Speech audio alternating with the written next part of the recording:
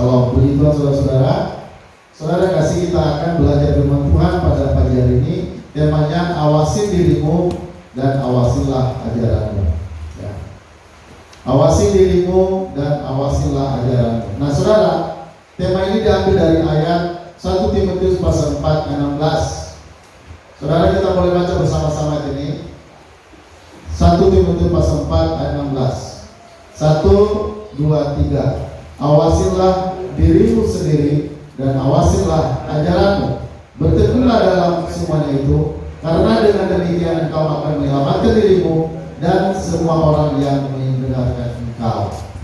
Jadi saudara, ini tema ini diambil dari ayat ini. Ya, ayat ini ditulis oleh Paulus kepada muridnya, yaitu Timotius. Ya, jadi ini ada dalam tulisan, ya, kiriman kepada Timotius oleh Paulus dalam 1 Timotius pasal 4 ayat 6. Saudara, nah kenapa saudara ada tema ini? Ya, latar belakang saudara, kenapa ada tema ini? Nah kenapa saudara?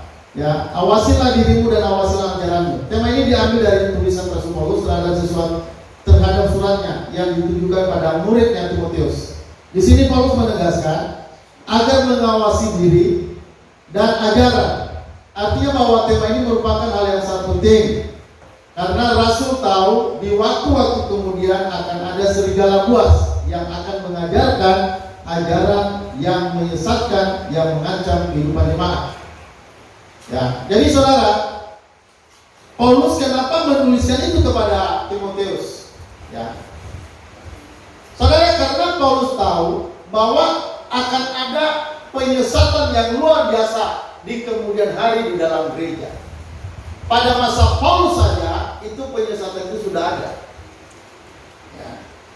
Nah saudara, maka karena itu sebelum meninggalnya Paulus, saudara, dia menuliskan ini. Ya, dikatakan awasilah ajaranmu. Ya.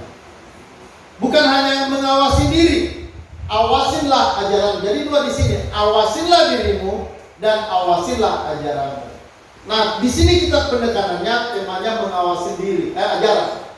Ajaran itu saudara, ini sangat penting kita pahami.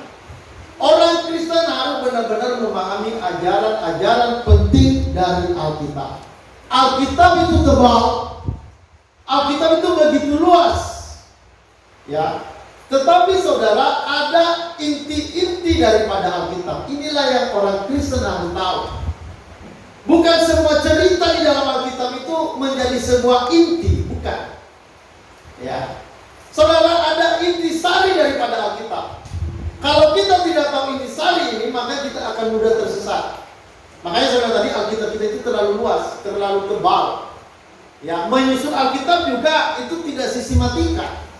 Alkitab itu tidak ditulis secara sistematika. Maka saudara, karena itu kita harus belajar memahami Alkitab kita. Ya, maka sampai di sini Paulus memberikan peringatan kepada muridnya Timotius supaya awasin ajaran. Ya, harus mengawasin ajaran. Hari ini saudara bisa dibilang, hampir bisa dibilang tidak ada pengawasan ajaran. Mau ajaran apapun yang masuk, dipersilakan saja. Pendeta saudara kadang-kadang dia mengundang pendeta-pendeta yang berbeda ajaran. Bahkan ada ajaran-ajaran yang cenderung sesat. Lalu semua diundang di dalam sebuah gereja. Gereja tidak punya filter terhadap ajaran. Gereja tidak punya pengawasan terhadap ajaran. Jadi apa saja masuk, ajaran dari saudara, dari A, ajaran dari si B, ajaran dari si C, itu masuk semuanya. Ya, maka saudara, apa yang terjadi? Jemaatku akan banyak yang sesat. Maka saudara, ajaran itu sangat penting diperhatikan. Orang tua kalau mengirim anaknya ke sekolah minggu, orang tua pun harus terlibat, harus paham apa ajaran yang diajarkan di sekolah minggu. Jangankan saudara, jangankan ajaran di sekolah minggu, anak-anak diajarkan hanya semacam dongeng-dongeng. Alkitab itu diajarkan semacam dongeng. Maka orang tua harus terlibat. Makanya karena itu orang tua harus tahu kebenaran firman. Tidak boleh menyerahkan begitu saja ajaran itu kepada orang. Ya, saudara, itu berbahaya bagi orang tua kalau anak-anaknya dibiarkan, apalagi tidak ada pengajaran Alkitab. Banyak anak-anak dari kecil terus besar dewasa tanpa dibekali dengan firman Tuhan. Ketika mereka merantau, udah habislah. Mereka menikah dengan siapa kita nggak tahu, nggak jelas. Ya, ada godaan, harta, jabatan. Mereka nggak peduli mau iman mereka itu. Yang penting dapat harta, dapat jabatan. Kenapa saudara? Karena dari kecil anaknya tidak diajarkan firman Allah. Maka saudara, ini harus ada awasan. Kita mengawasi ajaran. Orang tua bertanggung jawab membesarkan anaknya dengan salah satu hal, yaitu mengajarkan kebenaran firman Tuhan. Tapi persoalannya bagaimana kalau orang tua tidak tahu firman? Nah, ini akan semakin bahaya. Ini akan semakin buruk keadaan. Ya saudara, kita mencintai orang-orang dekat kita. Kita mencintai anak-anak kita. Kita mencintai orang-orang dekat kita. Tapi saudara tak boleh hanya membesarkan dia dengan memberikan makan, memberikan dia sekolah. Tidak begitu saudara. Kita yang terutama memberikan dia makan firman Allah, yaitu supaya dia kenal Tuhan dan supaya sampai pada satu titik dia kenal siapa Tuhan dan Juru Selamat.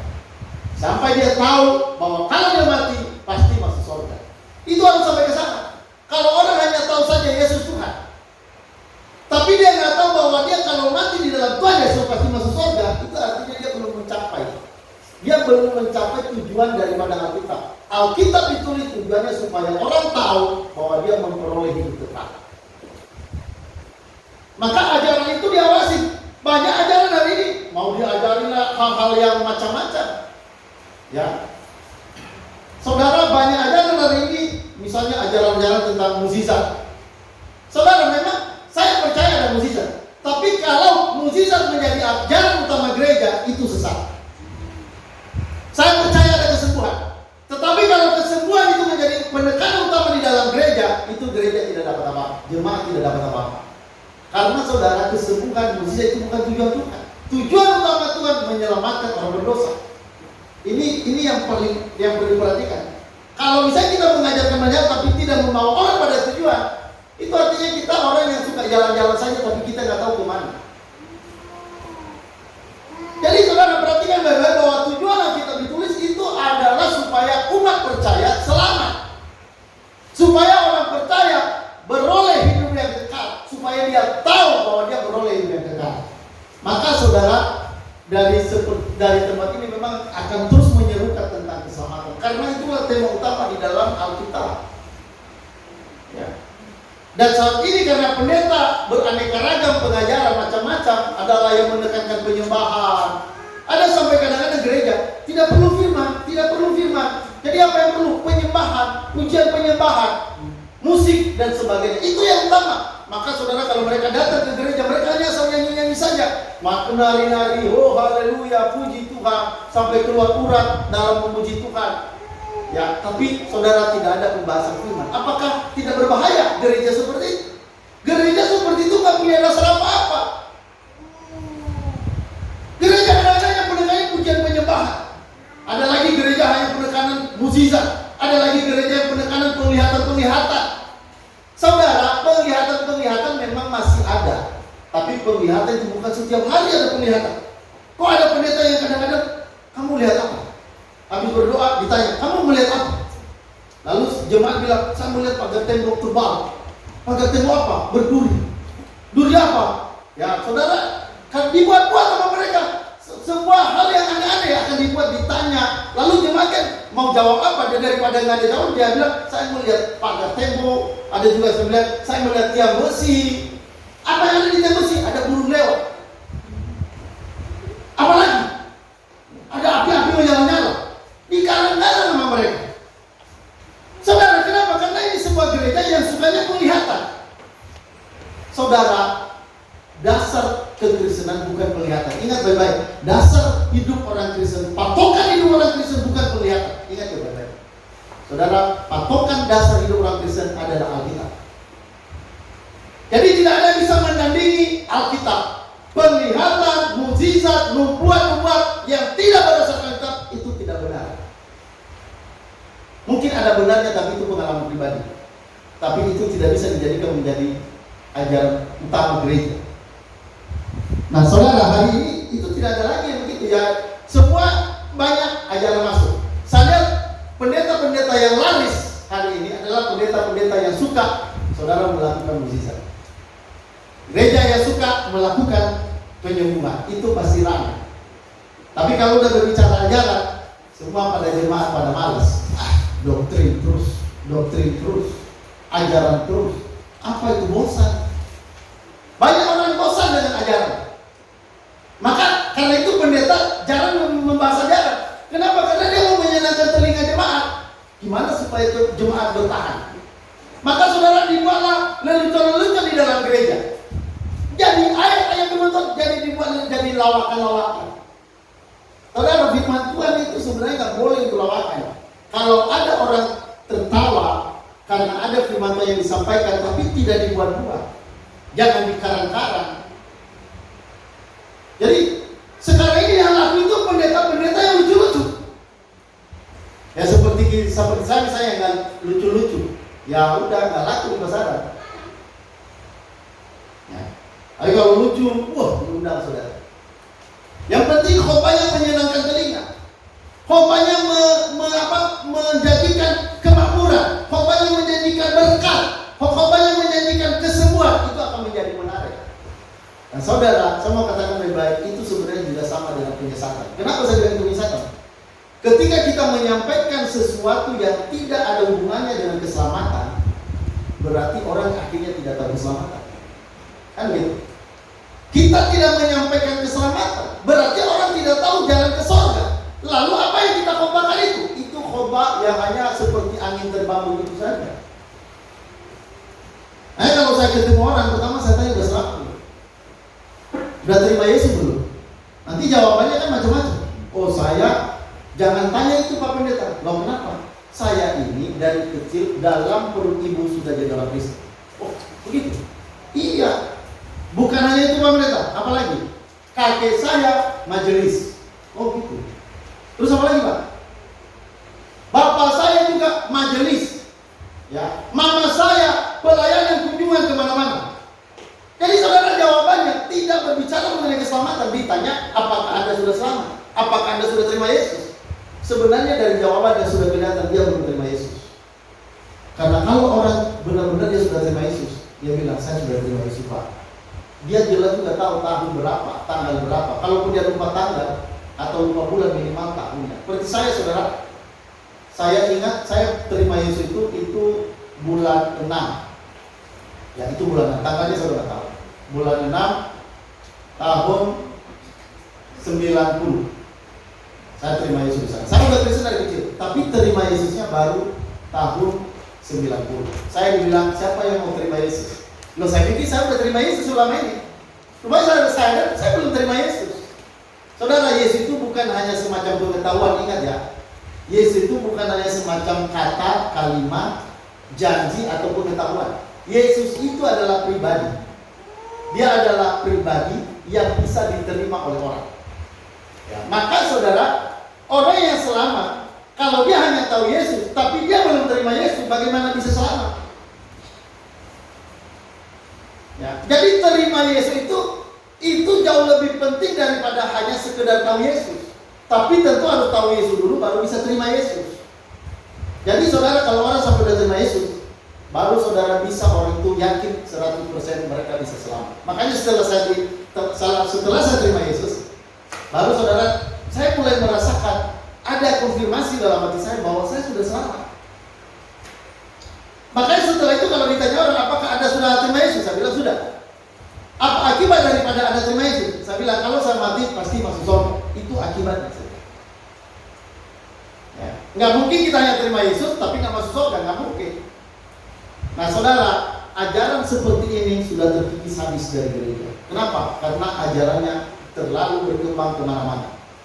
Yaitu tadi ada penekanan mukjizat, ada penekanan pelepasan, ada penekanan pengusiran setan, ada penekanan penglihatan di dalam gereja. Jadi orang hari ini tidak lagi belajar doktrin.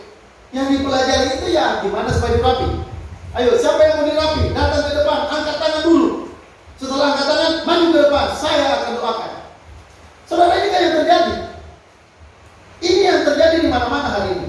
Nah makanya saudara, supaya kita jangan terbawa arus oleh arus kesesatan seperti ini, kita harus tahu apa yang harus kita pahami sebagai orang Kristen. Saudara, perhatikan salah satu yang kita bicarakannya hari ini, yaitu awasin ajaran. Perhatikan baik-baik saudara, yang membedakan kita dengan agama lain bukan kuasa. Agama lain saudara, mereka juga bisa melakukan mukjizat. Jadi kita tidak bisa dibedakan dari sisi mukjizat. Musa membuat mukjizat di depan Firaun. Orang Firaun juga bisa membuat mukjizat. Jadi kalau hanya membuktikan kekristenan itu lewat mukjizat, saudara, agama lain juga punya mukjizat. Bahkan jangankan agama lain, dukun pun bisa punya mukjizat. Jadi kekristenan tidak bisa dibedakan dari sisi mukjizat. Kekristenan, perhatikan baik-baik, dibedakan dari doktrin atau ajaran. Kenapa kita Kristen berbeda dengan agama lain? Karena ajaran kita beda. Pertama, ajaran apa yang berbeda? Ajaran keselamatan. Saudara, dalam keselamatan orang Kristen, bukan manusia yang datang pada Tuhan. Ini konsep kekristenan ya. Bukan manusia yang datang pada Tuhan, Tuhan yang datang pada manusia. Manusia dalam kekristenan tidak bisa cari Tuhan. Tuhanlah yang cari kita sehingga kita akhirnya bisa cari Tuhan. Jadi ini ajaran dalam kekristenan. Agama lain tidak bisa mengajarkan ini. Kita orang Kristen punya ajaran seperti itu. Saudara, kita juga tokoh yang kita percaya itu beda dengan tokoh lain. Kalau tokoh kita yaitu Yesus Kristus sebagai Tuhan dan Juru Selamat, dia bukan hanya manusia biasa, tapi dia adalah Tuhan. Beda agama lain di mana pernah bisa mengajarkan itu, tidak ada. Jadi saudara, perbedaan kita dengan agama lain itu prinsipnya adalah ajaran. Bukan masalah kita punya mukjizat, mereka tidak punya mukjizat, bukan. Saudara, yang memberikan perbedaan besar di antara kita itu adalah masalah ajaran. Masalah tokoh keselamatan kita adalah Kristus. Kalau mereka keselamatannya perbuatan baik, kalau kita keselamatan kita adalah anugerah daripada Yesus, kan beda. Sangat-sangat berbeda. Makanya Injil itu harus diterangkan. Nggak boleh Injil itu dibiarkan begitu, hanya dibaca satu ayat lalu dibiarkan. Oke ya, udah tahu kan, baca masing-masing, pikirkan masing-masing, terserah Anda. Maka saudara, ajaran itu perlu digali di dalam kita. Ya, kita perlu menggali kebenaran kita. Jadi, saudara, makanya Paulus, saudara, karena ajaran-ajaran yang menyesatkan itu akan muncul di kemudian hari, maka saudara dia mengatakan pada Timotius supaya awasin ajaran.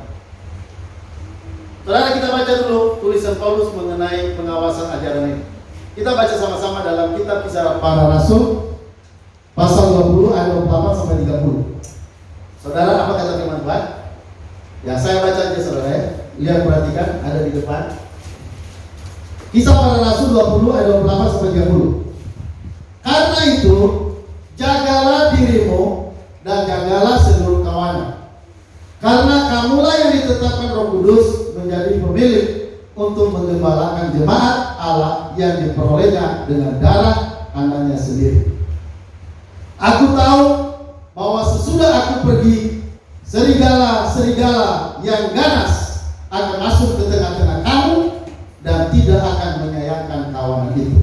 Bahkan dari antara kamu sendiri akan muncul beberapa orang yang dengan ajaran palsu mereka berusaha menarik murid-murid dari jalan yang benar supaya mengikut mereka. Saudara, ini jelas ya. Dikatakan jagalah dirimu dan jagalah seluruh kawan. Ya. Kenapa saudara? Karena akan ada serigala-serigala, dikatakan akan ada serigala-serigala yang ganas yang masuk ke tengah-tengah kamu dan tidak akan menyayangkan kawanan ini. Akan ada ajaran-ajaran, akan ada nabi-nabi palsu. Nabi-nabi palsu dari mana? Saudara perhatikan ayat 30. Bahkan dari antara kamu pengajaran dari mana? Dari kamu sendiri. Bahkan dari antara kamu sendiri akan muncul beberapa orang yang dengan ajaran palsu mereka berusaha menarik murid-murid dari jalan yang benar dan supaya mengikuti. Jadi saudara, nabi palsu itu bukan di luar sana. Nabi palsu itu sudah ada dalam gereja hari ini. Bagaimana saudara bisa melihat nabi palsu ada dalam gereja? Pengajarannya. Apa pengajaran nabi palsu? Perhatikan, saya mau sampaikan beberapa ya. Nabi palsu yang mengajarkan ajaran sesat. Saudara, nabi-nabi, pendeta-pendeta, perhatikan, yang mengajarkan keselamatan itu tidak cukup anugerah, harus ditambahkan perbuatan baik, itu adalah ajaran sesat. Ingat baik-baik ya. Ini satu ajaran sesat, di mana orang mengajarkan keselamatan itu tidak cukup kasih karunia. Keselamatan itu harus ditambahkan perbuatan. Jadi perbuatan itu ikut andil untuk menyelamatkan orang ke surga. Saudara, kalau kasih karunia ditambahkan dengan perbuatan supaya selamat, maka perhatikan, sebenarnya sudah tidak ada lagi kasih karunia. Bagaimana kasih karunia terus berbuat? Tidak bisa. Yang namanya kasih karunia artinya pemberian cuma-cuma kepada orang yang diberikan. Tidak ada sesuatu yang diharapkan dari yang diberikan. Tidak ada. Ya. Jadi tidak ada sesuatu yang diberikan oleh si penerima. Tidak ada. Kalau sesuatu diharapkan dari si penerima, itu bukan kasih karunia. Karena kasih karunia itu artinya pemberian cuma-cuma kepada orang yang tidak layak untuk menerimanya. Makanya kan di dalam Alkitab, oleh kasih karunia kamu diselamatkan oleh iman. Itu bukan hasil usaha. Kan jelas kan? Itu bukan hasil usaha, maksudnya itu bukan pekerjaan kita. Itu bukan hasil usahamu, tapi itu apa? Pemberian Allah. Itu bukan hasil pekerjaanmu. Jangan ada orang memegahkan diri. Ya. Jadi kan sangat jelas. Tapi sejelas itu banyak orang masih memutarbalikkan ayat ini. Ajaran yang tentang keselamatan, kalau salah dalam ajaran keselamatan, alasan keselamatan itu salah, ada perbuatan baik di dalam keselamatan, maka itu dipastikan ajaran sesat.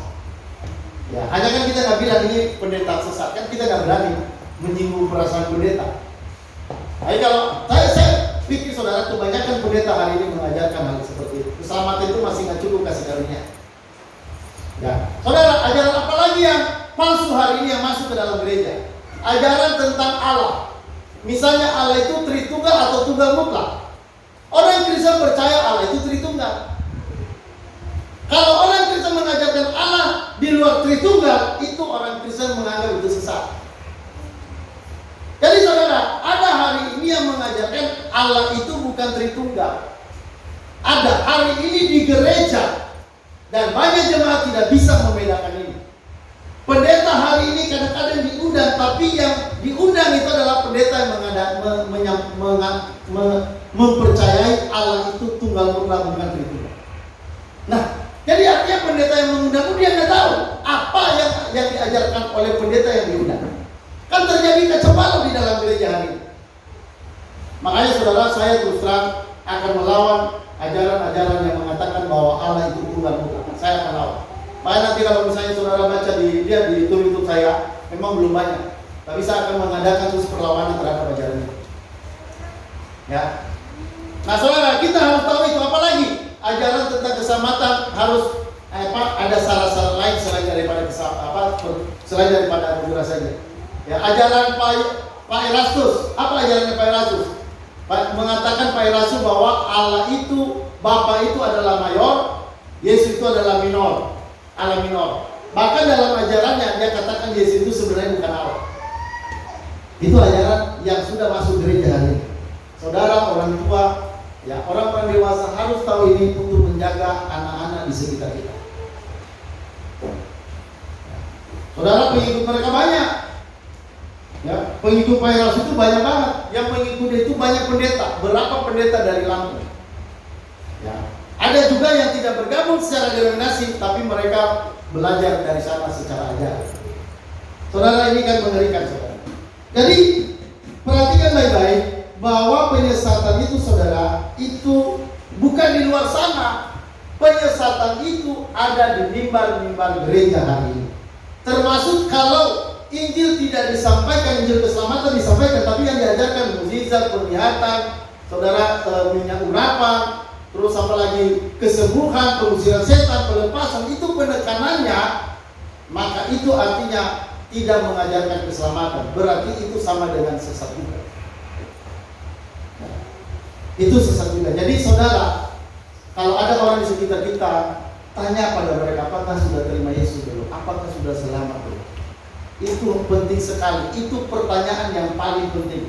Sama seperti waktu Filipus bertanya, ya, kepada Yesus, di manakah Bapa itu? Tolong sampaikan, tolong beritahukan kami Bapa. Ya, itu sama aja sebenarnya pertanyaan begitu. Nah saudara, jadi harus awasin ajaran. Setiap saudara mendengar khotbah, jangan amin-amin saja. Amin. Apapun diaminkan, jangan pikir dulu. Kalau misalnya itu salah, terus dibilang amin, tidak. Nggak apa-apa dijawab begitu. Kenapa diamin kalau memang salah? Nah, banyak orang amin-amin saja, tapi dia nggak tahu bahwa itu sebenarnya sesat. Ya. Oke saudara, yang selanjutnya kita melihat ini seruan sepanjang masa. Bagian B, seruan sepanjang masa. Sebenarnya ada beberapa penting yang menarik untuk dipelajari dari tema tersebut. Pertama saudara, seruan Rasul Paulus ya kepada anak-anak rohaninya Timotius pada abad pertama ini, berarti ya kepada seruan Rasul Paulus kepada anak rohaninya Timotius pada abad pertama. Jadi saudara, ini tulisan ini pada abad pertama ya. Ini berarti bahwa usia perintah ini sudah sangat lama, 20 abad. Berarti sudah 2000 tahun yang lalu tulisan ini. Nah, karena itu mungkin ada orang berkata bahwa karena ini diperintahkan pada abad pertama, maka tidak lagi relevan dengan pergumulan gereja masa kini. Namun hal itu tidak benar. Kenapa saudara? Karena pada kenyataannya seruan tersebut di atas merupakan seruan Alkitab sepanjang sejarah gereja, mulai dari perjanjian lama hingga perjanjian baru. Ya, sebagai contoh kita dapat membaca peringatan Nabi Musa. Saudara, Musa juga memperingati dalam perjanjian lama. Musa itu ada di perjanjian lama ya. Musa bukan ada di perjanjian baru. Musa saudara memperingati terhadap penyembahan berhala dan ibadah yang sesat. Itu ada di dalam Ulangan 12 ayat 29 sampai pasal 13 ayat 18. Saudara, dalam bagian ini Musa pengajar dan nabi-nabi yang menyesatkan. Karena itu Nabi Musa memerintahkan supaya kita dapat membaca kitab Yeremia tentang perilaku nabi-nabi nabi-nabi yang menyesatkan, termasuk dalam Yeremia ini saudara, pasal 23 ayat 9 sampai 20. Allah mengatakan, sungguh baik nabi imam fasik. Ya. Saudara, maksudnya nabi atau imam, baik nabi atau imam saudara fasik. Di rumahku pun menemukan kejahatan mereka, tetapi di kalangan para nabi Yerusalem maupun aku melihat ada yang mengerikan. Ya. Mereka berzina dan tidak jujur. Mereka menguatkan hati orang-orang yang berbuat jahat, sehingga tidak ada seorang pun yang merusak dari kejahatannya. Semua yang mereka lakukan seperti Sodom bagiku dan penduduknya seperti Gomora. Itu dalam kitab Yeremia. Mereka mendukung hati orang-orang yang berbuat jahat, sehingga tidak ada seorang pun yang menyakiti dari hatinya, dari kejahatannya. Jadi saudara, dibiarkan jemaat berlakukan kejahatan dan tidak ada yang menegur. Jadi tidak ada yang sakit hati dari jemaat. Jadi jemaat itu berbuat jahat, silakan, tidak ada yang menegur. Sehingga tidak ada yang sakit hati terhadap para nabinya. Semua telah menjadi seperti Sodom bagiku dan penduduk seperti Gomora. Jadi saudara, di perjanjian lama penyesatan itu sudah diperingatkan berkali-kali. Saudara, di perjanjian baru kita juga melihat Yesus saudara. Coba kita lihat di bagian ketiga seruan Yesus. Ya, saudara, seruan Yesus, segala penyesatan juga kita lihat dalam khotbah Tuhan. Ya, dan serta tulisan para rasul. Saudara, menarik sekali memperhatikan seruan untuk waspada terhadap pengajar dan nabi-nabi palsu. Sering sekali muncul dalam khotbah Tuhan Yesus, mulai dari awal pelayanan hingga akhir pelayanannya. Ya, sebagai contoh, kita membaca hal tersebut dalam khotbahnya tentang akhir zaman. Ya. Tuhan Yesus malah menyatakan bahwa salah satu tanda sebelum kedatangannya yang kedua adalah adanya roh penyesat. Itulah sebabnya ketika murid-murid menanyakan tanda kedatangannya kelak, dia memperingati, dia katakan agar jangan ada orang yang menyesatkan kamu. Ya, jadi saudara, Yesus memperingatkan pada para murid.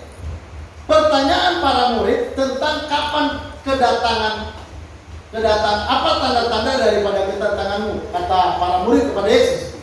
Lalu Yesus menjawab. Saudara, Yesus menjawab pertama mengenai kesesatan. Dikatakan, hati-hatilah karena akan banyak penyesatan. Ya. Dikatakan agar jangan ada orang yang menyesatkan kamu. Saudara, pada pertanyaannya tentang kedatangannya yang kedua kali. Pertanyaannya mengenai tanda-tanda kedatangan Yesus. Tapi Yesus menjawab dalam kedatangan itu, malah Yesus menjawab, hati-hatilah dan waspadalah karena akan ada banyak penyesatan. Ya. Makanya Yesus berkata, agar jangan ada orang yang menyesatkan kamu. Saudara, ini keluar dari mulut siapa? Ini ajaran ini keluar dari mulut Yesus. Yesus, saudara, mengajarkan tentang ada penyesatan. Jadi saudara, kalau sampai Yesus saja menerangkan, menegaskan, mengajarkan ada penyesatan, kita gereja jangan, saudara, menganggap peringatan ini ringan. Jangan menganggap peringatan ini biasa. Saudara, ini peringatan yang sangat keras. Ini peringatan yang sangat serius. Ya. Nah saudara, kita melihat selanjutnya Paulus, penekanan peringatan keras tentang ajaran sesat, ya, oleh Rasul Paulus. Ada kurang di situ, ya. Nah saudara, menyatakan bahwa kehidupan tidak boleh dipisahkan dari pengajaran. Ya. Perhatian kata dirimu sendiri. Ya. Tadi saudara, ya, dalam Timotius tadi, ya, dikatakan awasilah dirimu dan awasilah ajaranmu. Tadi yang pertama kita baca. Nah saudara, jadi artinya Paulus menegaskan awasin diri. Yang pertama awasin diri. Yang kedua awasin ajaran. Jadi saudara, kita memang mengajarkan orang lain, tapi kita juga kita berawas-awas sendiri. Jadi jangan akhirnya kita hanya memperhatikan orang, kita memperhatikan kehidupan orang, tapi kita lupa memperhatikan diri kita. Jadi saudara, perhatikan diri kita masing-masing. Ya, baru kedua, perhatikan ajaran, perhatikan pengajaran. Ya, saudara, bukan hanya ajaran yang kita ajarkan, tapi ajaran orang lain. Karena hari ini ajaran orang lain masuk kepada semua orang. Tidak pandang bulu mau gereja mana hari ini. Kenapa? Karena khotbah-khotbah hari ini muncul dari berbagai aliran. Dan saudara, itu ditayangkan di dalam media-media sosial, di medsos. Jadi saudara, tidak ada semacam pagar hari ini. Siapa saja yang khotbah hari ini bisa sebebas-bebasnya berkhotbah. Siapa penginjil hari ini bisa sebebas-bebasnya menginjil melalui medsos. Jadi siapapun jemaat, saudara bisa mendengar. Mau jemaat mana saja itu bisa mendengar. Maka saudara, pendeta-pendeta harus memberikan pengawasan terhadap ajaran. Maka saudara, pendeta-pendeta atau majelis-majelis atau aktivis-aktivis lain harus menyampaikan tentang ajaran sesat ini. Karena ini seruan dari sepanjang masa. Ini seruan Musa, ini seruan Yesus, ini seruannya Paulus. Paulus memperingatkan kita supaya kita mengawasi diri dan mengawasi ajaran. Ya, kenapa? Karena dikatakan tadi bahwa setelah aku pergi akan ada serigala yang keras. Mereka akan mengajarkan sesuatu yang lain supaya mereka mengikut, supaya kamu menjadi pengikut mereka. Nah, saudara, itu dari dalam gereja. Jadi saudara, hati-hati sekali dengan pengajaran. Ya, saudara, orang tua terutama harus benar-benar memperhatikan ini supaya bisa mengawasi anak-anaknya. Ya, supaya anak-anak diawasin. Karena saudara, saya sering berkata, pemberian orang tua yang terbaik kepada anak-anak yaitu ketika anak-anak itu diperkenalkan tentang keselamatan. Ya, bahwa Yesus adalah juru selamat. Bahwa bagi orang percaya, siapa yang percaya pasti selamat. Itu adalah ajaran yang paling penting, dan ini adalah pemberian yang paling berharga buat anak-anak. Memang saudara, kita menyekolahkan anak-anak, kalau bisa mereka bisa punya gelar sarjana, tetapi itu pemberian itu tidak ada seberapa dibanding dengan pemberian ketika saudara memperkenalkan keselamatan pada mereka. Jabatan bisa hilang, harta bisa hilang. Pada hari kebukaan, harta yang kita punya tidak pernah bisa menyelamatkan kita. Ya, jadi saudara, yang bisa menyelamatkan hanya satu, iman pada Tuhan Yesus Kristus. Segalanya boleh bergoncang, langit boleh bergoncang, bumi boleh bergoncang, dunia bisa bergoncang, semua bisa bergoncang. Ya, tetapi saudara, orang yang percaya pada Yesus tidak akan bisa digoncang. Apapun goncangan tidak akan pernah bisa menggoncangkan orang yang percaya pada Yesus. Maka Paulus saudara menegaskan supaya memperhatikan ajaran. Ya, jadi kalau misalnya kita tidak memperhatikan ajaran dalam gereja hari ini, maka saudara, kita sama artinya melawan seruan daripada Nabi, melawan seruan dari Musa, melawan seruan daripada Yesus. Yesus berkata, hati-hatilah supaya jangan ada yang disesatkan, jangan ada yang menyesatkan kamu, karena pada hari-hari terakhir orang-orang akan memakai namaku. Jadi saudara, sebenarnya yang menyesatkan itu adalah orang-orang yang memakai nama Yesus. Ya, mereka akan memakai namaku dikatakan, tapi mereka sebenarnya adalah nabi palsu. Jadi saudara, pusaran nabi palsu itu adalah orang-orang yang melayani pakai nama Yesus. Nah, ini yang akhirnya menjadi sulit kita bedakan, karena sama-sama pakai nama Yesus.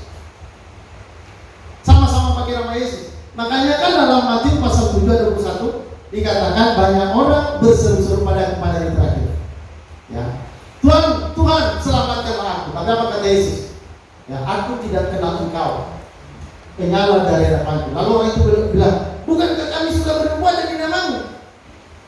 Bukankah kami sudah mengusir setan demi namamu? Bukankah kami sudah melakukan mukjizat demi namamu?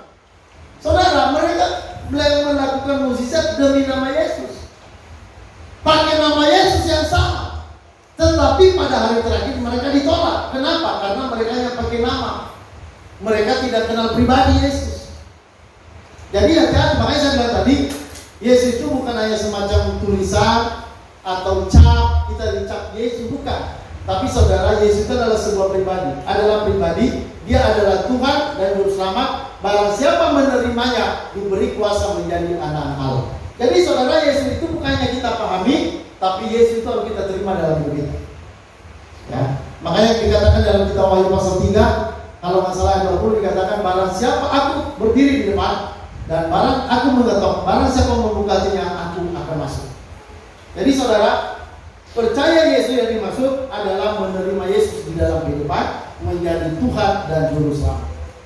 Dan saudara percaya bahwa engkau percaya Yesus Tuhan dan Selamat, engkau percaya juga bahwa engkau pasti selamat. Kalau mati pasti masuk surga. Kalau engkau hanya percaya Yesus adalah Tuhan, tapi tidak percaya bahwa kalau engkau mati adalah masuk surga, berarti sebenarnya belum percaya. Nah saudara, perhatikan baik-baik, yang ini mengenai penekanan peringatan keras tentang ajaran sesat oleh Rasul Paulus, menyatakan bahwa kehidupan tidak boleh dipisahkan dari pengajaran. Jadi kehidupan itu tadi dikatakan awasi kehidupan kita, masing-masing kita jaga diri. Yang kedua, awasi ajaran. Jadi kehidupan dan pengajaran itu tidak boleh dipisahkan. Perhatikan kata dirimu sendiri.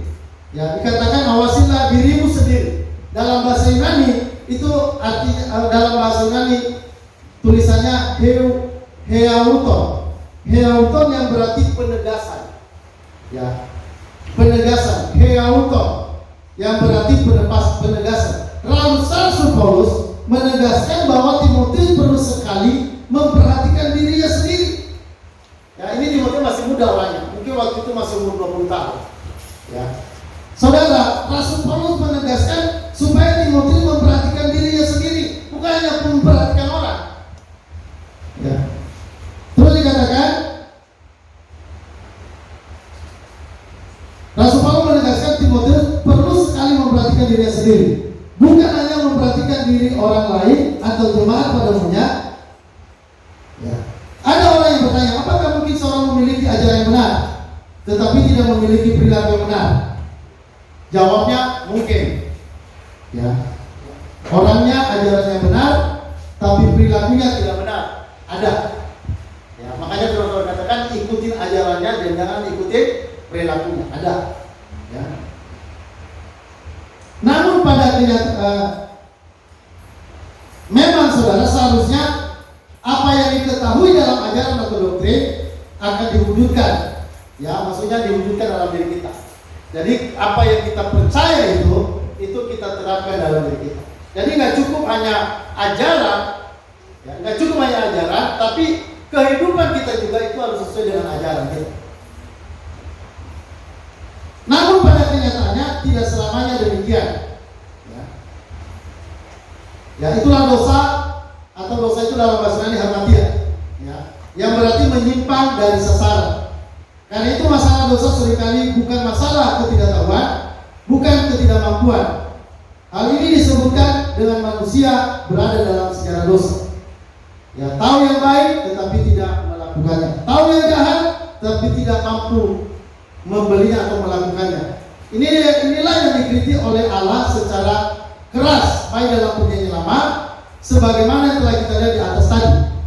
Hal ini juga dikritik oleh Tuhan Yesus dalam Perjanjian Baru, di mana orang-orang Yahudi, Farisi dan ahli Taurat mengetahui banyak kebenaran tetapi tidak melakukannya. Pertanyaan lain yang dapat muncul adalah, apakah mungkin seseorang memiliki kehidupan yang benar tapi tidak memiliki pengajaran yang benar? Jawabnya adalah mungkin. Saudara, ajarannya salah tapi perilakunya benar. Orangnya baik, pendetanya baik, luar biasa baik, tapi ajarannya salah. Lebih baik mana? Pendetanya ajarannya benar tapi perilakunya salah. Coba ya saudara, coba perhatikan baik-baik. Pendetanya benar, ya, pendetanya benar, ajarannya benar, pendeta ajarannya benar tapi perilakunya salah. Atau pendetanya, ya, perilakunya baik, luar biasa, tapi ajarannya salah. Kalau bisa memilih, saudara milih yang mana? Yang paling ideal lah begitu. Ajarannya benar tapi perilakunya salah. Perilakunya baik tapi ajarannya salah. Ya. Ajarannya benar tapi perilakunya tidak baik. Saudara, kalau saya boleh memilih, saya memilih ajarannya benar, perilakunya salah. Bisa salah. Kenapa? Karena manusia. Tapi memang idealnya ajarannya benar, perbuatannya benar. Itu yang ideal. Tapi kalau kadang-kadang saudara ada ajarannya benar, tapi perilakunya tidak baik, ada yang begitu. Tapi saudara, kalau misalnya memilih ajarannya baik, perbuatannya baik, pendetanya baik, tapi ajarannya sesat, saya nggak akan bakal memilih. Untuk apa perbuatannya baik tapi menyesatkan? Nah saudara, hari ini sulit membedakan pendeta. Karena banyak pendeta yang luar biasa, mereka berkorban luar biasa, tapi ajarannya salah. Pengorbanan mereka luar biasa, tapi ajarannya salah. Ya. Apa kurang baiknya Pak Erastus? Pak Erastus itu luar biasa baik, tapi ajarannya, saudara, selamat harus karena sempurna. Ya, ajarannya salah. Yang berkata Yesus itu Allah minor, Bapa itu adalah Allah major. Dia tidak percaya, dia tidak mengatakan Tritunggal, tapi dia mengatakan Dwi Tunggal. Terus dia bilang lagi, keselamatan ada di luar Yesus. Jadi orang-orang di luar Yesus masih bisa selamat kalau menurut ajaran Pak Erastus. Jadi ajarannya salah, orangnya baik. Pak Erastus itu baik luar biasa, membantu pendeta-pendeta. Dibanding pendeta lain, kalau dia berkorban, dia hebat dalam berkorban. Tapi ajarannya gimana? Ajarannya sesat. Ya, jadi saudara, aku memperhatikan kehidupan, awasi dirimu dan awasi ajaranmu. Tapi yang ditekankan di sini mengenai ajaran.